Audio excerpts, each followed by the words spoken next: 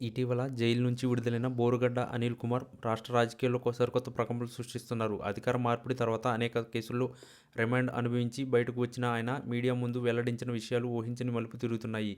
ముఖ్యంగా ఆయన తన పాత మాటలు, దూషణల గురించి పశ్చాత్తాపం వ్యక్తం చేస్తూ "నన్ను క్షమించండి లోకేష్ అన్న, జగన్ చెప్తేనే బూతులు తిట్టా" అంటూ చేసిన సంచలన వ్యాఖ్యలు ఆంధ్ర రాజకీయాలను కుదిపేశాయి.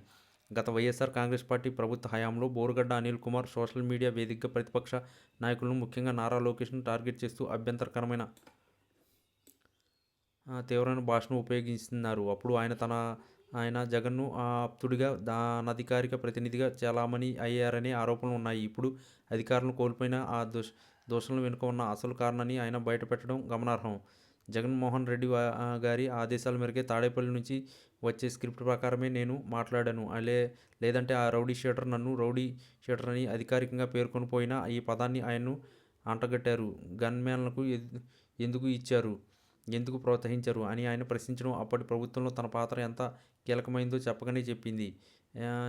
నేను లోకేష్ను వ్యక్తిగతంగా దూషించడం తప్పే. ఆ మాటలు నా సొంతం కాదు. అధికారం కోసం, అప్పటి నేత ప్రోద్బలంతో వారి దృష్టిలో పడడం కోసం అలా చేశాను. నా కుటుంబం, నా భవిష్యత్తు కోసం ఆలోచించినప్పుడు చేసిన తప్పుకు ఇప్పుడు పశ్చాత్తాపపడుతున్నాను అని బోరుగడ్డ కన్నీళ్లు పెట్టుకోవడం ఒకప్పుడు రాజకీయాలకు శాసించినట్లు కనిపించిన వ్యక్తుల వెనుక ఎంతటి ఒత్తిడికి ఉంటుందో తెలియజేసింది. బోరుగడ్డ చేసిన ఈ ప్రకటనతో వైఎస్ఆర్ కాంగ్రెస్ పార్టీ వెంటనే స్పందించింది.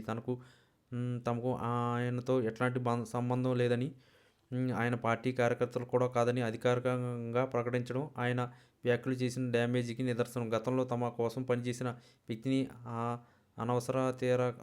అవసరం తీరాక లేదా రాజకీయ భారంగా మారినప్పుడు వదులుకోవడానికి పార్టీ ఎంత వేగంగా నిర్ణయం తీసుకుంటాయో ఈ ఎపిసోడ్ స్పష్టం చేసింది. అయితే బోరుగడ్డ ఈ క్షమాపణ ప్రకటన అధికారికంగా ఉన్న కూటమి ప్రభుత్వం దృష్టిలో పడడానికి చేసిన ప్రయత్నమే విమర్శ కూడా లేకపోలేదు. కూటమి ప్రభుత్వం సోషల్ మీడియా దూషణలపై, రౌడీ షీటర్లపై కఠినంగా వివరిస్తున్న తరుణంలో తాను కేవలం ఒక పావులా